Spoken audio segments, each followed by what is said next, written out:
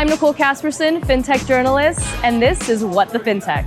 As a journalist who has covered the finance sector over the last 5 years, I've had the opportunity to interview and engage with some of the best minds in the space.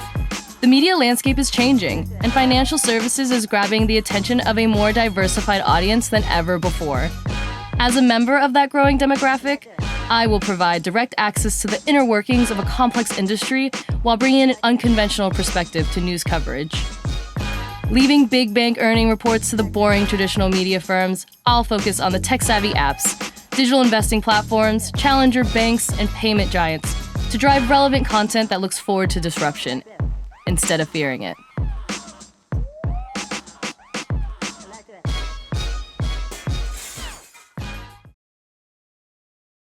What is good, everyone? Welcome to today's episode of What the Fintech, a podcast for fintech professionals who want to shape the future of our industry with innovation and inclusion. I'm your host, Nicole Casperson, and today I'm sitting down with Donna DeBerry. She's a trailblazer and pioneer in all things diversity, equity, and inclusion strategies. She has led efforts at brands like Nike, Starbucks, Indeed, JPMorgan Chase, and Wyndham Worldwide, just to name a few. She is currently the Vice President of Global Inclusion at Seismic and CEO at the Central San Diego Black Chamber of Commerce. Donna has received numerous awards and recognition featured in publications such as Fortune, Time, Money, Newsweek, Black Enterprise, Diversity Inc., and Essence in the Top 50 Women Shaping the World issue. She's even worked with Oprah Winfrey on the Oprah Winfrey Show, the NBA, the NFL, and the United States Olympic Committee. She has received awards for her production of the documentary Walking the Waking Journey.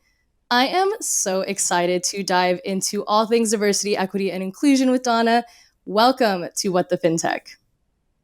Well, thank you so much. I'm so excited to be here. Trust me. That was such a long introduction. Did I really do all that stuff? I think so. I mean, it's like crazy to think about how many industries you've worked in, and to have trailblazer and pioneer kind of just like attached to who you are. I mean, how does that feel when you think about like your career span?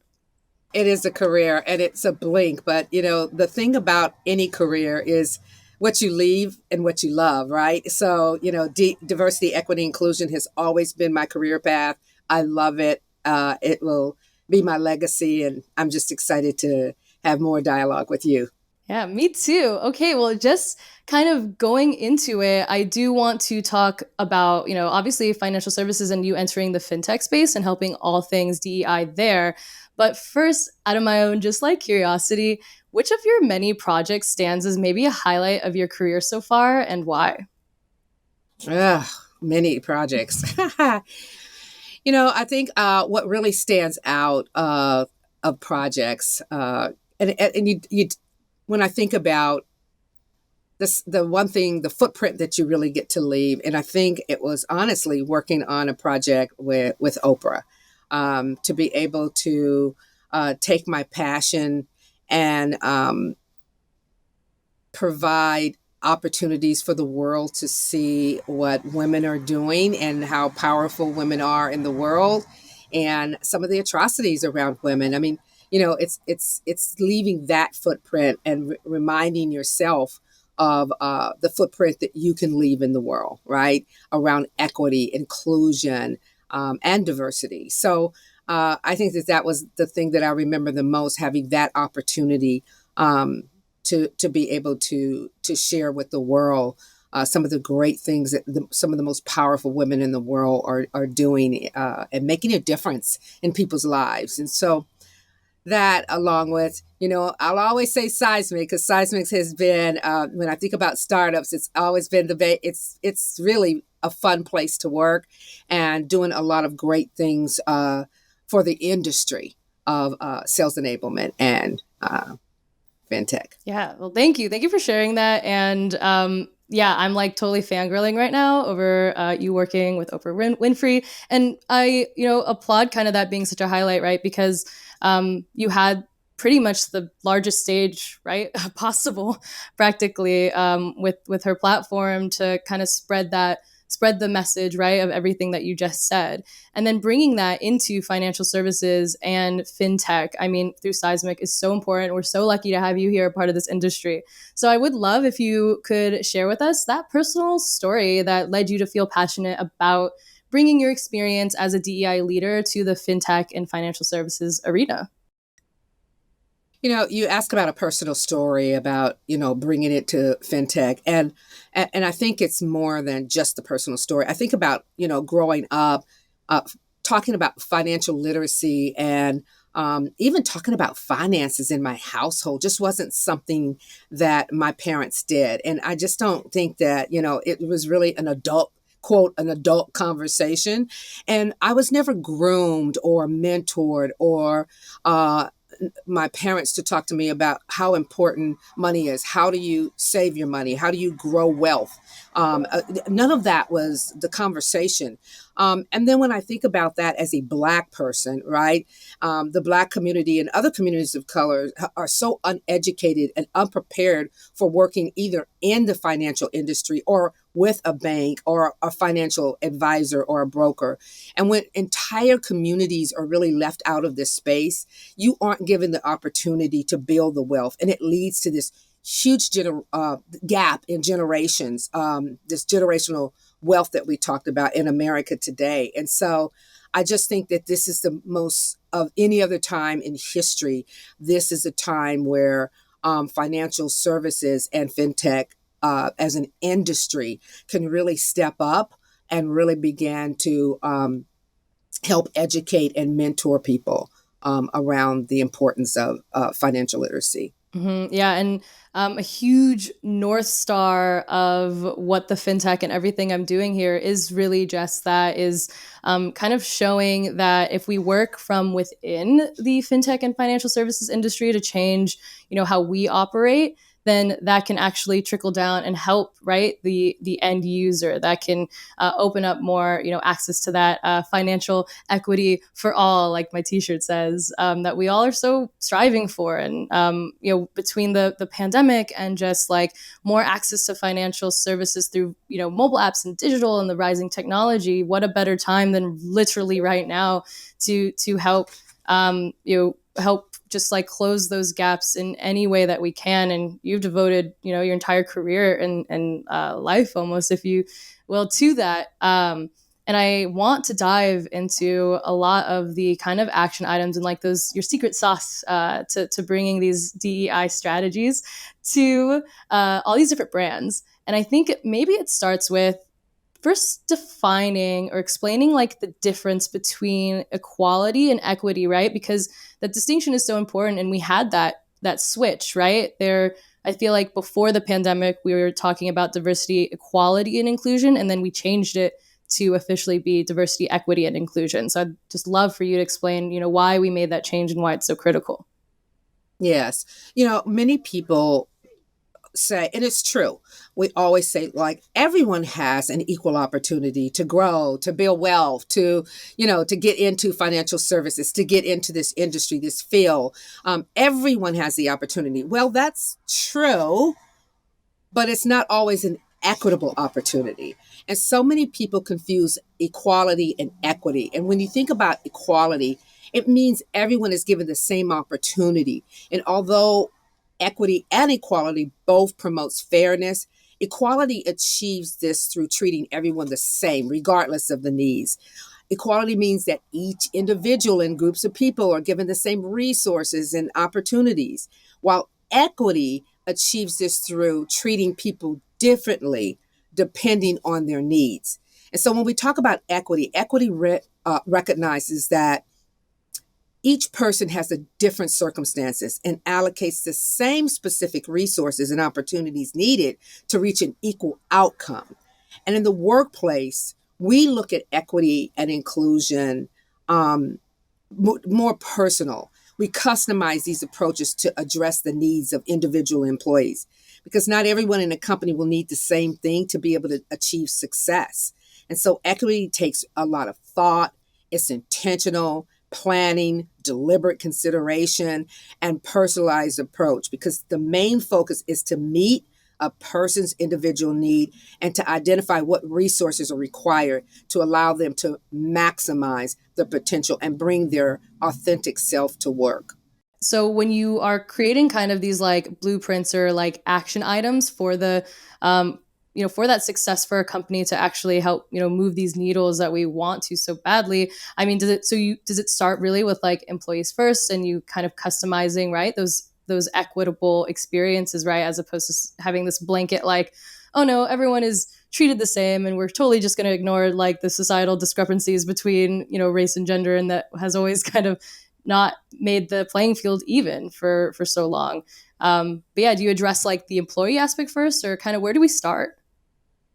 Yeah, so we do. So the one thing that we do at Seismic is that we listen to our employees, and we do that through, kind of many different vehicles. One is that our employee, we have a survey that we send out around the employee experience. The other thing is that we have focus groups, and we've created these communities of belonging and diversity, equity, and inclusion council, and all of those things that really give us insights on what we should be doing differently to make sure that every employee has an equitable opportunity to be promoted, to be developed, and to make sure that everything is on a playing field. So it's not about raising the playing field or leveling the playing field. It's about raising the playing field for all people. And when you put race and gender in the mix of that, we know that there are some inequitable things that happen for people of color and for women.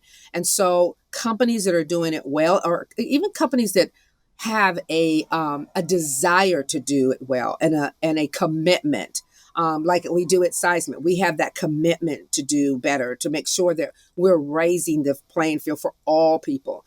These are some of the things we can't do it without making sure that we bring our employees to the table and ask them what's important to them. And so it starts at a bottom, we've taken a bottom up and a top down approach, because the next piece is really about executive accountability. Mm-hmm, exactly. And I mean, I love that you like are covering the whole situation, right? Because I think sometimes we have these like binary views of how we're supposed to tackle a problem. So it's like, oh, well, we either do bottom up or we do top down or we do whatever, like, or we only do one thing, or it's a marketing campaign, or like, let's all change our social media bios to say like Black Lives Matter, and then like let it go away after like the buzz is over. Like there's just so many things that like are a part of this.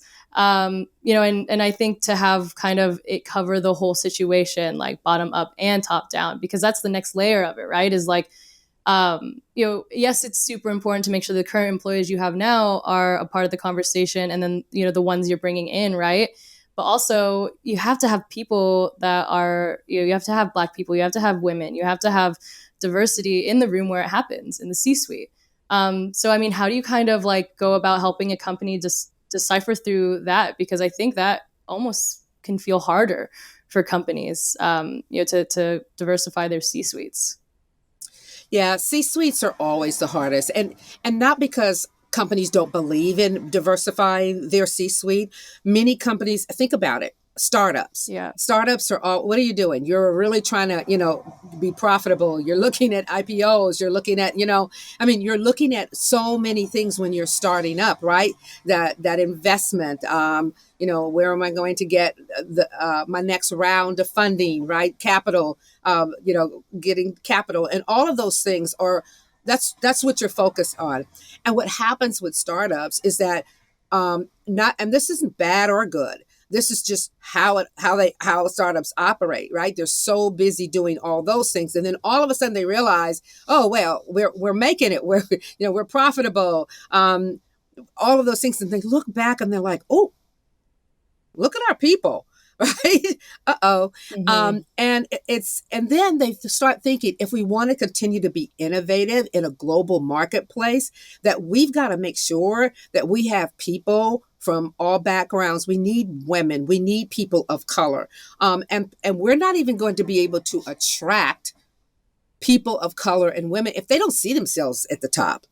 because they want to know that they can aspire to be an executive. Right. And these executives need to be able to inspire people who aren't at the top, right? Where they can say, listen, this is how you get there. They're mentors to people who are striving to climbing this corporate ladder. So it's really important that executives understand the critical reason, the business proposition of why it's important to have diversity in their top ranks in that C-suite. Mm-hmm. And it's not just like because it's the right thing to do. It is also, and it's good for business. It's at the end of the day, there's enough data and research out there to literally show us that more diversity in the C-suite means a more profitable business, means more diverse product offerings, and all of the things that you want in a business. So it is kind of like crazy to think about sometimes why it isn't just like why this isn't always a top initiative, right? But I love that you bring in kind of the startup perspective, because that makes sense, and I think people, especially like my audience with fintech professionals, will resonate with that, right? When you're starting out, you're kind of just looking around the room of people that you already know and trust to help you, and most of the time those are people who look like you, right? And in fintech, Right. the folks that get the most funding are typically white men. As we've seen, right? 2% of VC funding going to women. So, Nicole, one of the things I think as an industry and even as a DEI leader is that I don't think we've done enough to talk about how DEI impacts performance growth, right? And I don't think that we've done a great job in making sure that this data is, that our execs read this data, that they understand the data. And white men don't talk about it enough. And so when you look at these reports like McKinsey and Company that show that there is a linear relationship between racial and ethnic diversity and a better financial income, better financial performance. Mm-hmm. And that is that for every 10% increase in racial and ethnic diversity on a senior executive team, these are the earnings before interest and taxes, EBITDA, rise 0.8%. Or that Harvard Business Review they conducted a study, and the report on diversity policies found that having a diverse workforce helped companies acquire and retain some of the best talent and build employee engagement, increase innovation, or that diversity, out innovates and outperform others, and that employees of these companies are 45% more likely to report that their firm's market share grew over previous years, and 70% more likely to report that a firm captured a new market. Those are the numbers that even if you're a CEO, white, black, pink, yellow, dog, cat, female, I don't care. Those numbers right there would excite me. And I would be running if I was the CEO, looking for diverse talent from all backgrounds, ethnicity, gender, skills, culture, experiences, so that I can continue to be innovative in the marketplace, in a global marketplace where global diversity has such different meanings. So, it's important for these companies, if they want to stay competitive and comparative, to make sure that they pay attention to the studies and the data that how DE&I impacts performance growth. Oh, thank you so much for sharing that, because it's like, that's how I feel like saying this all the time, right? I feel like I'm like, if I was the founder of a company, I would definitely be like running, like you said, to make sure that my team was diverse, because that's like the long game, like, right? The long game is to ensure that, like, yeah, maybe your company is going to be okay for now because you're bringing in your friends, but like down the road, what's going to happen? Your circles are just going to get, you're just going to keep kind of creating this circle of like not diversity until, exactly like you said, you wake up one day like, crap. Now what? And now what stat am I going to be now? Right. But why do you think we're not talking about this enough? Or why do we think that, it's right. Like for folks like you and I, we feel like we talk about it all the time, but like when you're sitting there, helping a company out, what is outside of it fear? Like, what is it that you think is, or a couple things, I guess, that come to mind for you? I just think that companies have operated in such a way for so long, right? I mean, you now have a new generation of talent that's coming into the marketplace, a younger generation that's been exposed to a global thinking through leveraging technology. It's very different. Even in the financial world, I mean, wealth is changing. It's not the old wealth from your grandparents. It's this new generation of wealth that's coming up. And so, and they think very differently, and they've been exposed to so many, more different types of people. And, but when you look at who's literally running the financial world, it's still mostly older white males. And so, they have a different behavior set.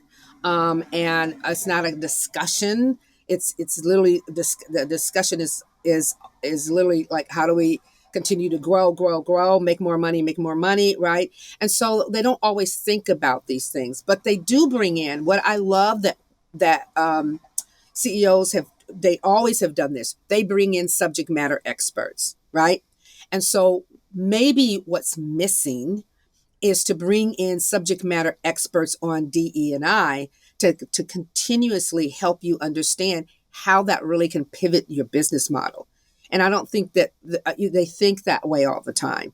They'll bring in experts to do everything else, right? They don't even how do you make sure that you are attracting the right people? How are you retaining the talent that you have? What do you need to do? Young people are saying there's so much research and data on this. I think it was when I was at Indeed, we did a survey, and I remember this. It was a global survey, and over 70% of people, of candidates, right, job seekers, said that it was important for them to be with a company that honors, and I'm using the word honor, that really practices diversity, equity, and inclusion. That was really important to them. So I just think that companies have just been doing what they know instead of, and there's a risk, right? There's a fear of going into something that you don't know. Yeah. You've not studied it. It hasn't been a practice. This hasn't been something that's been taught at Harvard as one of your main courses, in the Ivy League school as a main course to be able to graduate. Right. We need to start all the way back to high school, to middle school. Like, these business courses aren't saying, let's talk about diversity, equity, inclusion. Right. So it's all of those things. I think that why it's really not happening as fast as it could happen. Right, exactly. Like, emphasis on kind of, because progress is happening, it's slow, but exactly, like, as fast as it could is maybe even, and it's so interesting to think about, like, taking it even as back as to, like, middle school, high school, that educational factor, because you're so right, it's, and it's like that across so many different industries. Even, as someone who's been in the news industry and media for a long time, it's like when you write for like a publication or a newspaper or whatever, diversity, equity, inclusion is like, they're not considered, they sometimes aren't considered real news pieces, or they get put off in a category all on their own, as opposed to being like in the same category as like, this is how you create the best revenue, or this is how you create the best this or that. Like, instead it's like, oh, and then by the way, if you just so happen to be interested in DE&I, here's some content on that. It's like putting it together instead of making it this like separate thing. And it's kind of a part of why I'm doing what I'm doing, is to help, say this is top news. This doesn't go into some like side category that people can just read when it's, a certain month, or when, things are happening or whatever. They should be talking and reading about it all the time. I absolutely agree with you on that. I think that you said something that really struck me, and that is one of the things that happens for diversity, equity, inclusion is that they continuously call it a program. When you call something a program, it's an added addition to it's like, an ancillary product, a learning and development. Right. But when it is embedded into your overall strategy as a company strategy, that becomes very different. I mean, right now, even the U.S. House of Representatives, the committee, the House committee, I mean, I'm talking about, politics here, is taking into consideration diversity practices for financial service industries. And so their hope is that banks and others will work to ensure that their institutions are inclusive and as diverse as their customers and the communities that they serve. So they're looking at, I mean, the U.S. House is even looking at like, are we going to hold financial services and the industry? How are we going to hold them accountable for inclusion and diversity? So that's a game changer right there. I mean, when something like that happens, as someone that's just been in the industry for so long, been on this, how does that kind of make you feel? I mean, you're new to financial services and kind of being a part of that realm, but you've been doing this, strategies for DE&I for so long. How's it feel when you see something like that? I feel like now we're talking about it being recognized at the top. Yeah. Right? Now we're talking about that top-down situation. Now we're talking about that top-down situation, right? Right? Oh my goodness. For good reasons. For good reasons. Your customers are asking. At Seismic, our customers are asking us about our DE&I initiatives. Yes. And literally, we even have customers who are just like, oh, before we sign this contract, we want to know what are you doing in diversity, equity, inclusion? Tell us some of the initiatives that you have. How are you, what are you working on? What are you doing? And so, and this isn't just Seismic. We know that all industries are being asked this question. So really, for companies that are really interested in really hitting that market goal, they should be touting about it, not waiting for their customers to ask about it, to say, oh, by the way, we have diversity, equity, and inclusion. You didn't need to ask. Here's what we're doing. Matter of fact, potential customer, tell us what you're doing.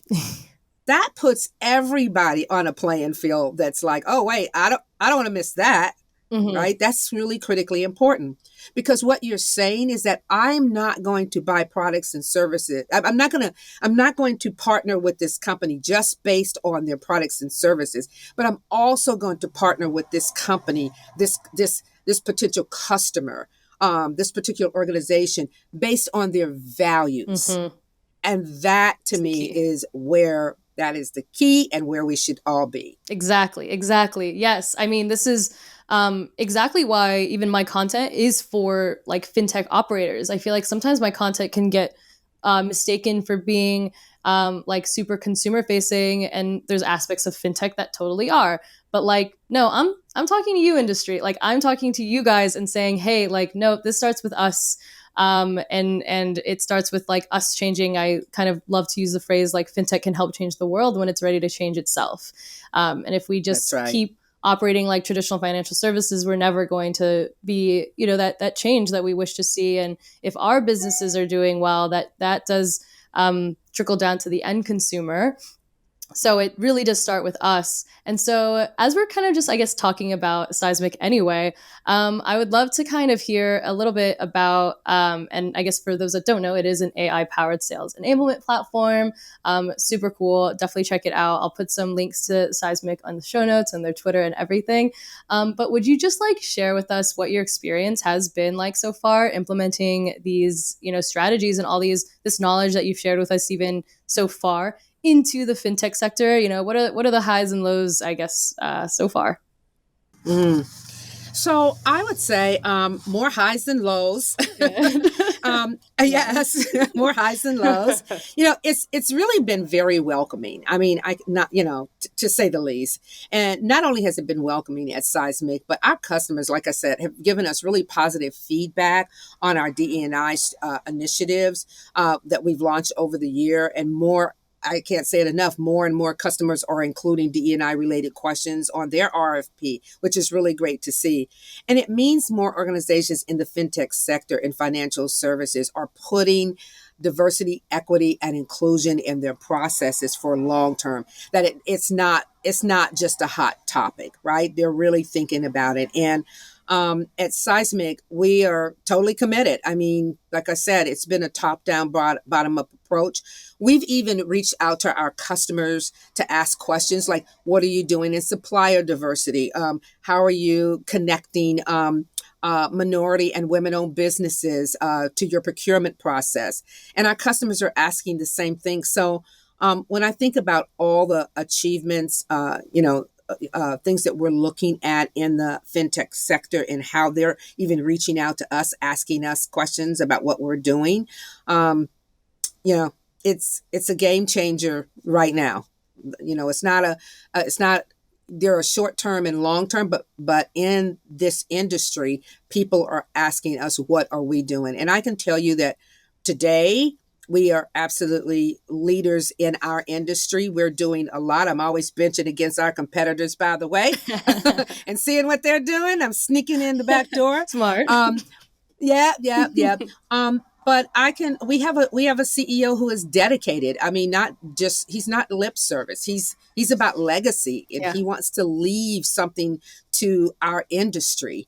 He wants to, he doesn't care about competition in this manner. He's like, look, we have an obligation, understanding that underserved and underrepresented talent for women and for people of color in industries that like fintech, like sales enablement, are far and few between. Let's come together, forget our, competitive set, and come together as an industry and be the game changer. Exactly.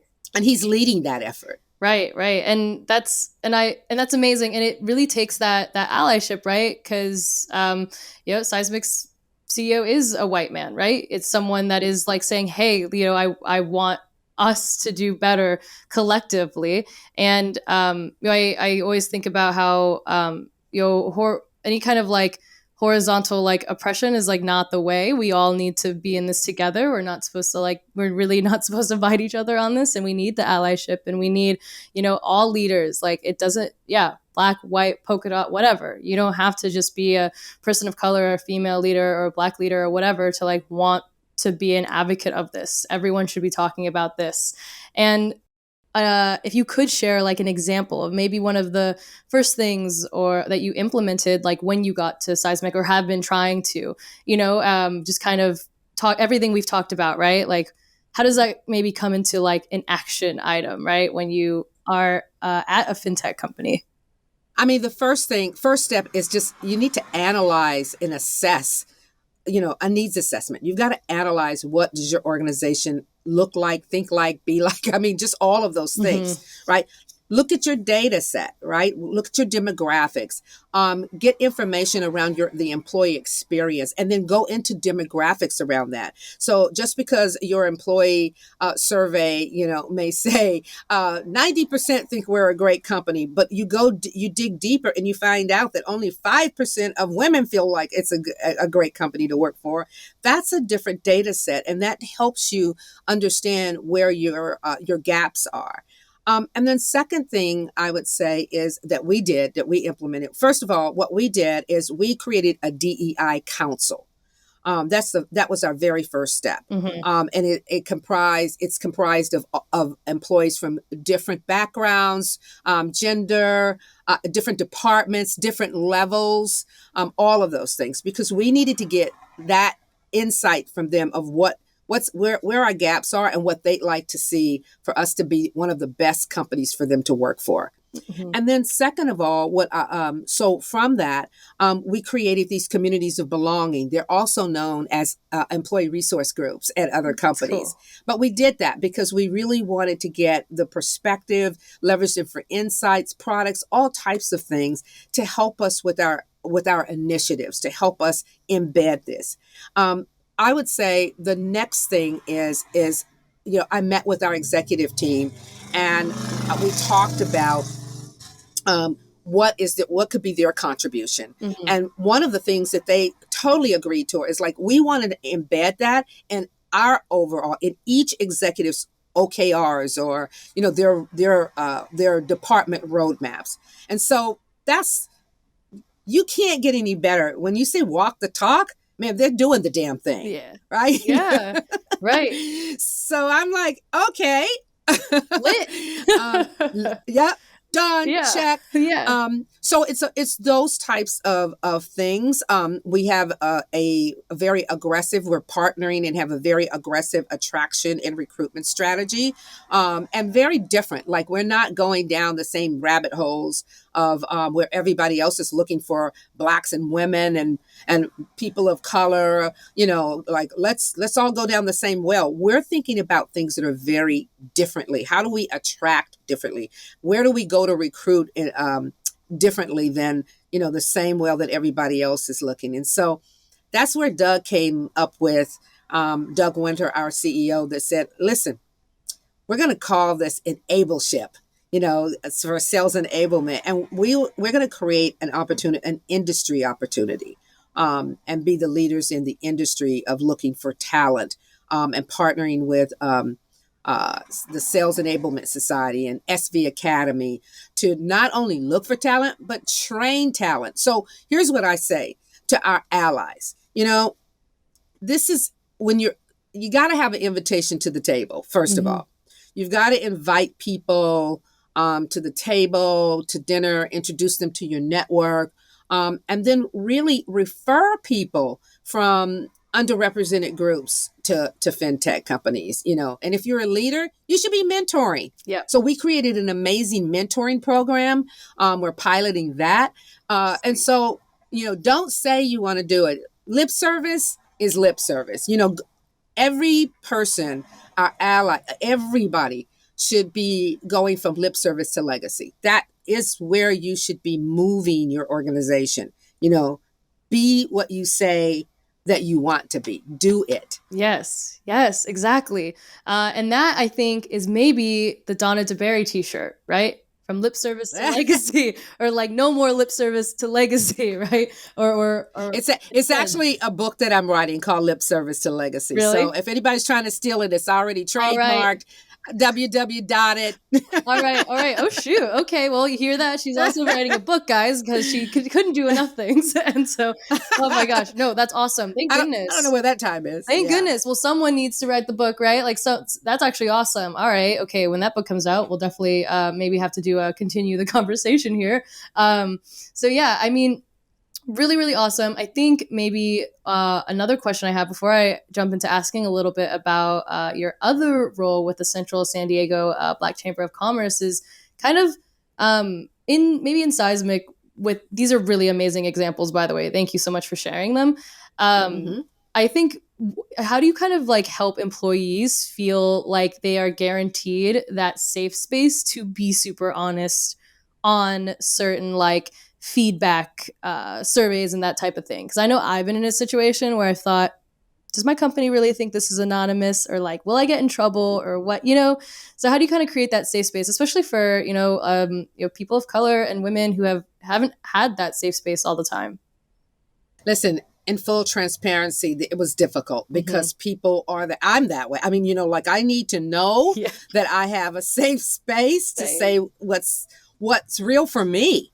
And that's not always provided in many companies, right? They say they want to hear it, but then they don't understand. They don't understand how women and people of color have been, historically fired or historically left behind because they're so honest. And one of the challenge I hear all the time from people of color is like, there's no way. I'm Black. I can't be honest. I'm Hispanic. I can't be honest. I'm a woman. Are you kidding? I don't, that's for privileged white males to be authentic and honest and never get fired or never not be promoted. I'm on a promotion trail. I am definitely not going to say what's really happening here. Yeah. You hear it all the time in every company, by the way. And so at Seismic, the one thing I have to say about Seismic is the executives, especially Doug Winter, provided, he talks about transparency all the time, and he's led that and embedded that throughout the company. But still, even then, right, it's a trust factor that has been so historic especially for people of color with white people for so long. It's just historic, right? Exactly. And so what we've done is creating these communities of belonging. We have, and with Doug and the other execs, we have not included them as sponsors yet. We've given this platform for people to talk about, but we've given a platform that everybody can come to: the women's group, the Black group, the Hispanic group, the people with disabilities group, whatever that group is, right? We've given them the platform to be authentic and transparent. And this is the safe space for them to talk. We've also invited people from all backgrounds to come to these because it's a learning opportunity. Mm-hmm. And what I tell people is, if you don't be authentic and transparent about your experience, the only thing that's going to happen is you're going to leave. And when you leave, then you're going to go to someplace else, and it'll be a repetitious cycle. So you have a choice. You can stand up and believe that your self-worth and your values and what you bring is so amazing that even if you got fired, you can go someplace else. But you have to be you have to be that rock. You have to we have to change the fear factor of being afraid to say something, because you've internalized a bias that is literally taught, right? Some of that bias is taught. Some of the experiences in your life have told you, you better not speak up. You know what's going to happen. You're a woman. Yeah. They're not going to take you serious. Yeah. You better not say anything if you want to get promoted. We've internalized someone else's bias towards us, towards our gender and towards our ethnicity. And that is where it's, we've got to always kind of create these safe spaces, right? Mm-hmm. Safe spaces. And I think we've done that. And we've done it well at Seismic, of allowing people to be transparent, and the executives jump all over it. The minute they hear it, they jump on it in a good way. They're like, wait, they said what? Donna, what are we going to do with that? Mm-hmm. What do we need to do? Not Donna, what do you need to do? Donna, what do we need to do to help with that particular experience? I mean, and just what an amazing way to also address kind of like workplace trauma and to help remove that. That's a huge thing. I mean, I'm full transparency. I'm only 27 years old. And before this job, all my other jobs, plenty of workplace trauma with experiences of, being an Asian American woman in male dominated industries. Not the cleanest sweep in the last 5 years, right? And so I've definitely had my own personal stories. But yeah, I think that's also the other thing that you're addressing there at Seismic with the way that you're doing things and the things that you've implemented and the strategies. So really just so awesome. And I really do hope so many fintech operators listen to this, and founders and investors and everyone, and can take back all of those amazing stories and tangible action items that you've shared. Well, so, Nicole, it's not easy. That's all I want to say. It's not easy. I want companies to know they're going to fall forward. They're going to step all over themselves.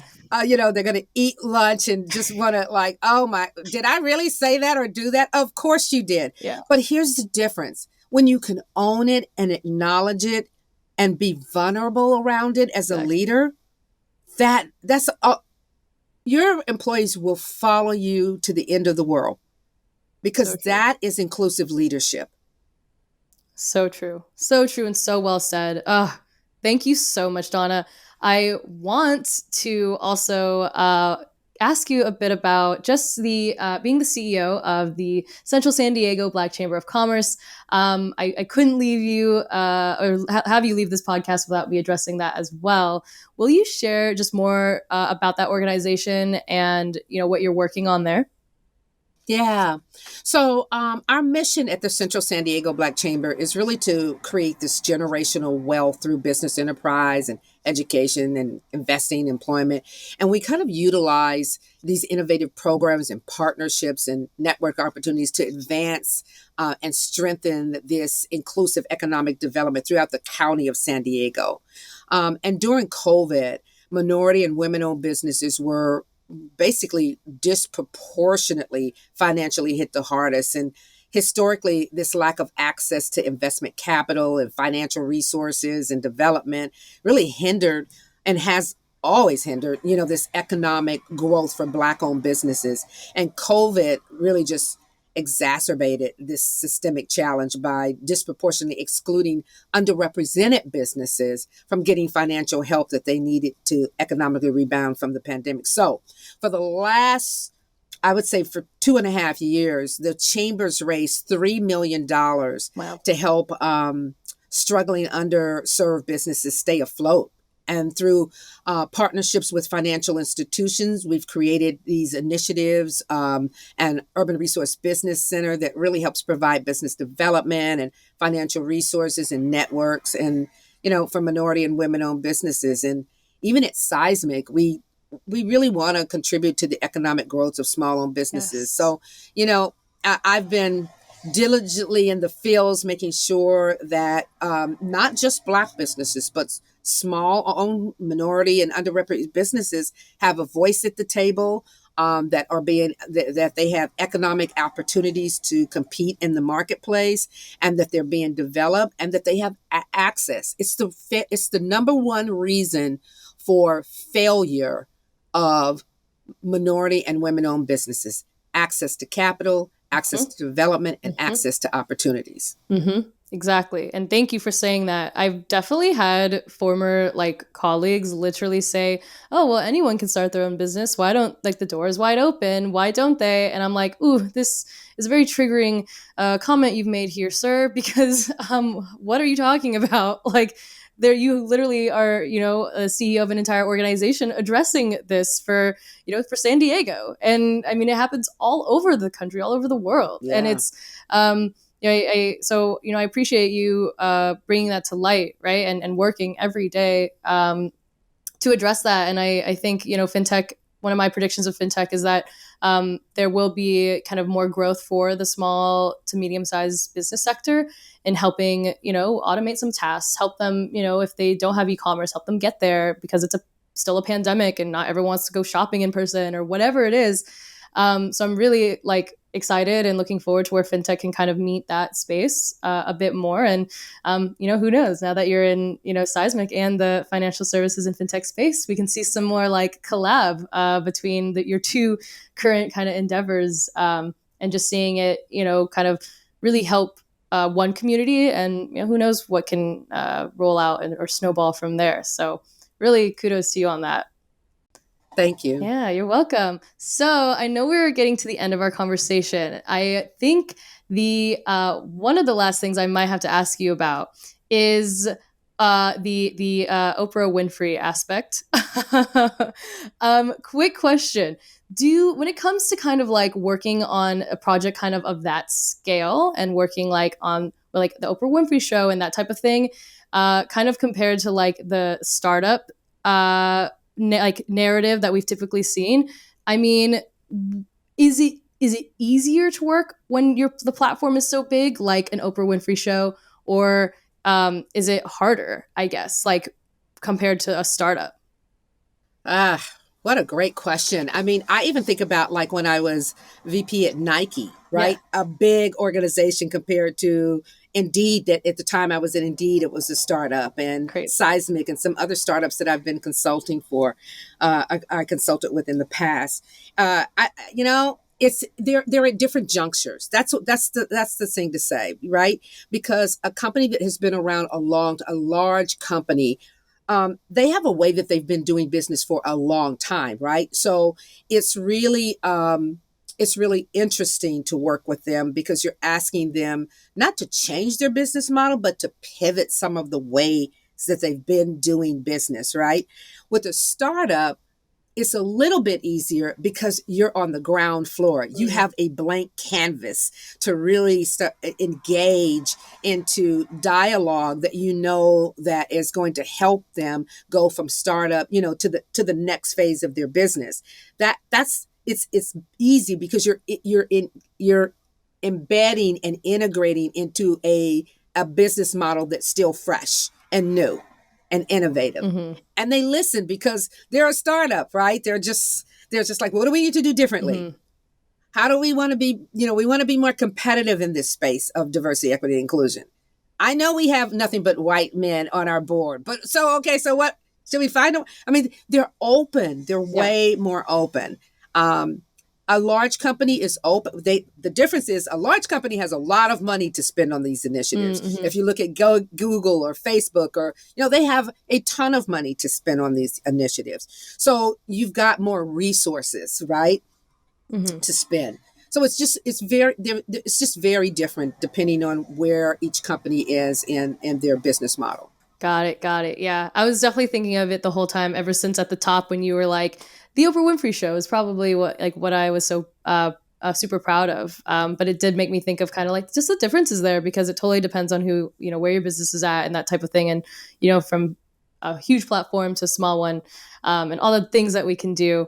And, obviously sometimes doing the work, as we like to call it, is, can sometimes feel frustrating. It can be hard on your mental health. There's so many things. So what is maybe your biggest tip for keeping your own mental health in check? Oh my gosh, my Donna's mental health or everybody's mental health? Yours, not everyone's, just yours. So I drink plenty of margaritas. So, it's funny. Yes. So someone asked me, like, what do you, about having a home office? Like, how are you working these days? And I started laughing. I'm like, well, I'm in a hybrid mode, right? So I'd say 90% home office and 10% I go into the office. But I laugh because I changed my office. This is hilarious. I decided I wanted a she cave. Yeah. And my she cave, she shed, literally I took my sunroom and I have a sofa. I have a karaoke machine. I tricked it out with the latest and greatest technology. Yes. I have the best music I could ever karaoke to and listen to while I'm working. And I put a margarita machine in my office. So see, this is how I'm dealing with COVID. This is how I deal with stress. It's just, you got to find your niche of what makes you happy.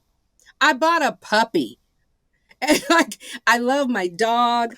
I can't stress enough how, especially during COVID and all the, no one knows, like, you're in this area of darkness that, it keeps all these different variants. You think you're going back to work, you're not going back to work. And so this is a time to reflect of what's really important to you as an individual.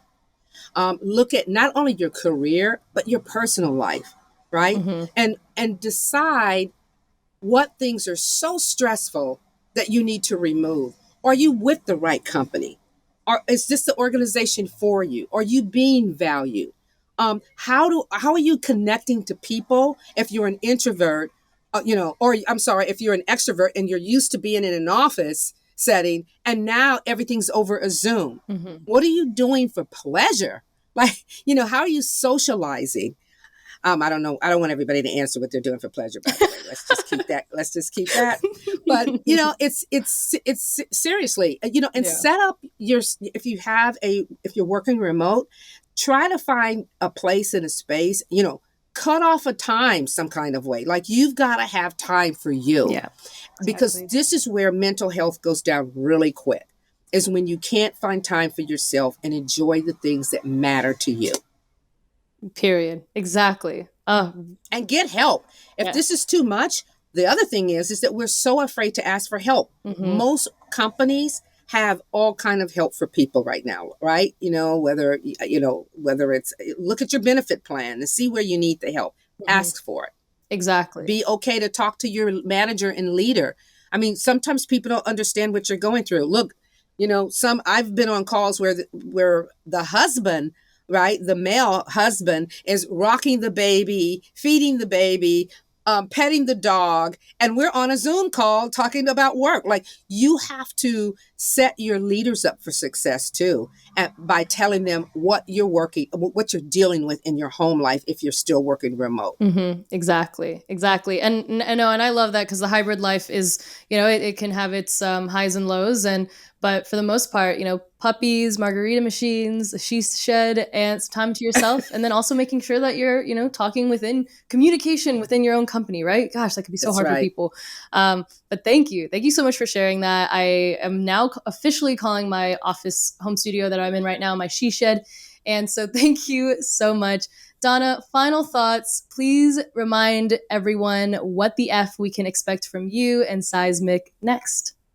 Oh my gosh. So next, I would say is enableship. I've been talking about it a little bit through this conversation, but I think the real change that you're going to see and next for Seismic in the DEI space is looking at how we can impact an entire industry, be the leaders in DE&I, be the examples of of what a company should look like around values, around the culture of the organization. Seismic has a great culture. All we're going to do is continuously enhance that culture. And I think when you see enableship and how we're just changing industry through making sure that we are attracting and recruiting people and building a pipeline of leaders, that's the key for us, is that we know we're no different than anyone else in the industry. There's a lack of women and people from, of people of color in the tech industry as a whole. So guess what? Let's grow our own. Exactly. Let's feed the pipeline from the bottom up, and let's promote to the top. And so that's what you're going to see next with Seismic. Snap on that one. Snaps all around for you, Donna. And thank you so much again for joining our industry, for bringing your expertise to the show and to just fintech and financial services. We need more people like you. And so thank you so much. Really, really appreciate your time here. That is a wrap on this episode of What the Fintech. Thank you again to Donna for joining us. And thank you to our listeners for tuning in. If you loved this episode, be sure to hit that subscribe button, and you can find me on all your favorite podcast platforms. Until next time, talk to you all soon.